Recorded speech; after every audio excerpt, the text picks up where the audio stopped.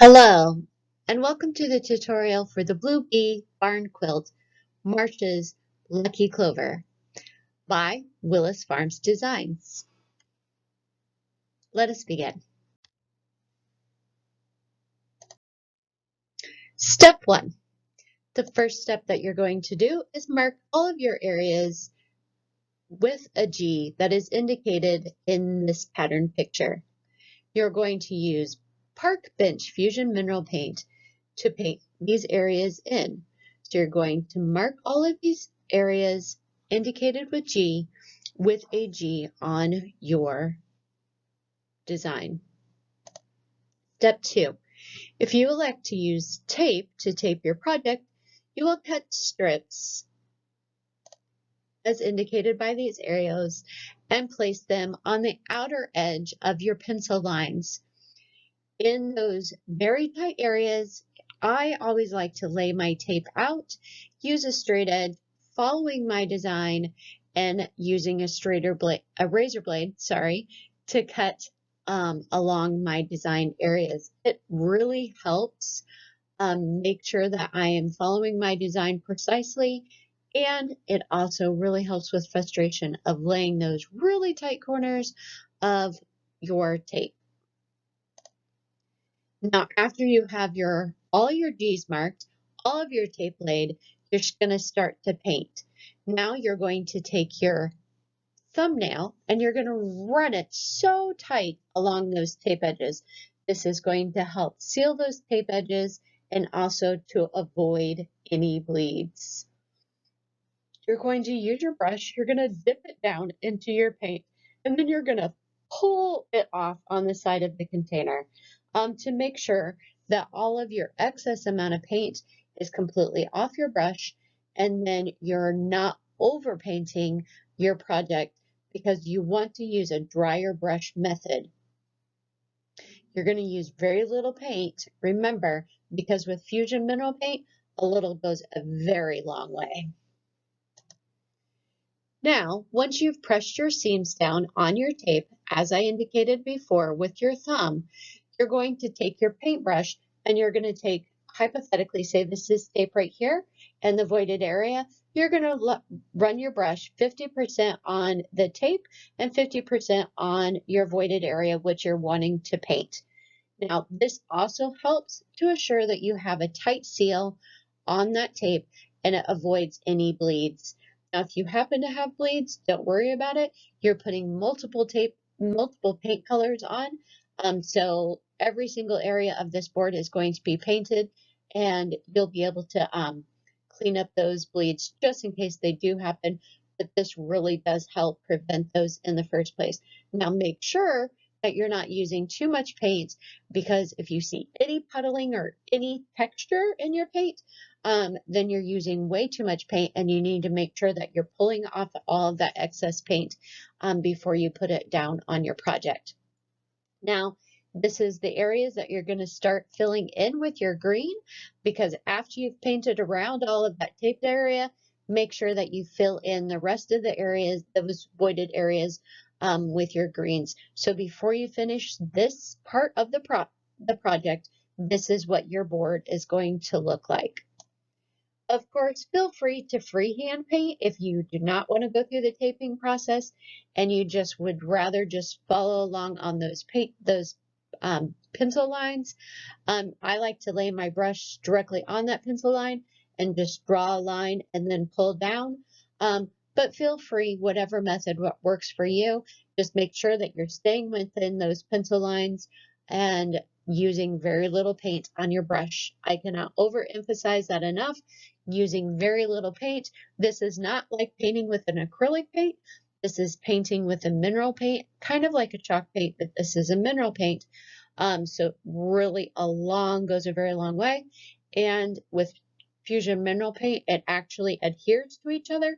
So it will collect with each other as you're painting with it, and you'll get a beautiful finish.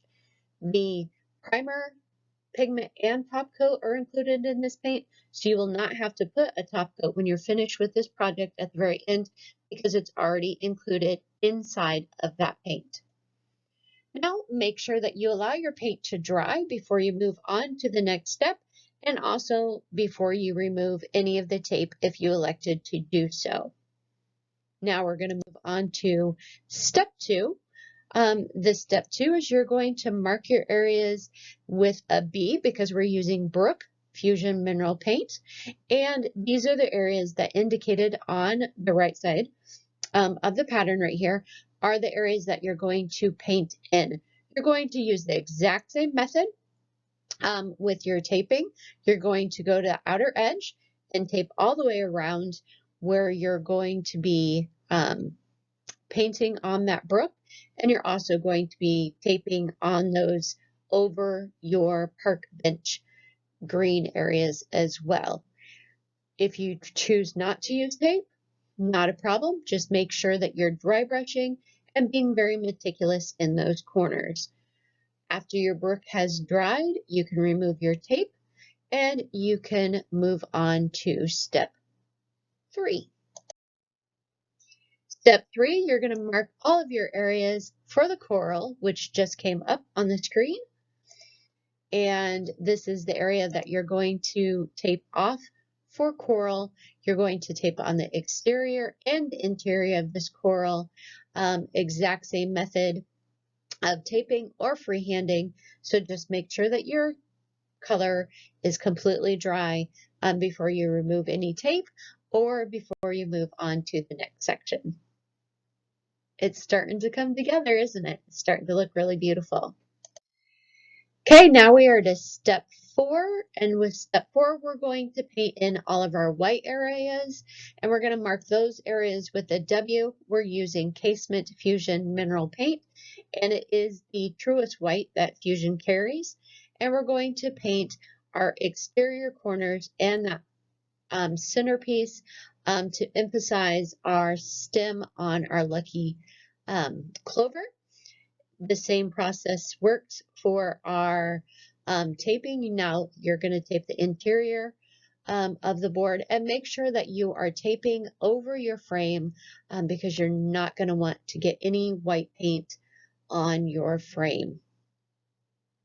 Once again, let your paint dry before you remove any of the tape and or before you follow to step 5. Step 5, we're going to be using Gold Fusion Mineral Paint. This one actually is retired, but it is such a beautiful gold, so I had to include it in this kit. We're going to paint in those gold areas just to emphasize that beautiful lucky clover, and also there's always a little bit of gold at the end of every rainbow, so I wanted to include it in this barn quilt design. You are going to follow the pattern on this, and just those red arrows you are going to follow and just make an X, and then make sure you're going the exterior of that clover if you elect to do so. If you have some white areas in here, this is a great time to cover up those white areas in between your brook and park bench colors. Plus, you're going to freehand this. I think just a little bit of freehanded artistry is beautiful, and it makes it such a personal touch. You will, like I said, you will not use tape for this section. Now we have finished one side of our barn quilt, and if you elect to have it double-sided, you're going to flip it over and you're going to repeat the exact same process on the other side. You will notice that your hooks, your eyelets, are already attached to the top of your barn quilt, and if you want to hang it on a pole or on your mailbox outside, you do not need to worry about a top coat because with Fusion Mineral Paint, your top coat is already included in the paint, and it does beautiful outside. I always have my barn quilts outside, and they do an exceptional job. No worries of cracking, peeling, or fading. Poles and mailboxes are not included in our kits. We do not offer those on our website either. but just a simple, even those little flag, the ones with the fabric flags, you can hang your barn quilt from that if you elect to, or your mailbox. If you have any questions, please reach out to us on our Facebook page, which is Willis Farms Designs. Our email is willisfarmsdesigns@gmail.com. And we would love for you to join our Blue Bee Barn Quilt group, Blue Bee Quilters and Crafters on Facebook. It is a private group, so you will need to ask to join it and answer a couple of questions just to make sure that you are vetted into the group. And since it is a private group, and this tutorial will be listed in the Blue Bee Barn Quilt group and Crafters group for the month of March, and then it will fade away. It'll go into Bee Barn until a further time. So all these designs are hand designed by Willis Farms LLC, and we do not give permissions to mass produce or to copy and sell our designs to anyone. So we thank you for respecting that, and we hope that you really enjoyed creating your March's Lucky Clover. And we'll see you again in April. Okay, bye.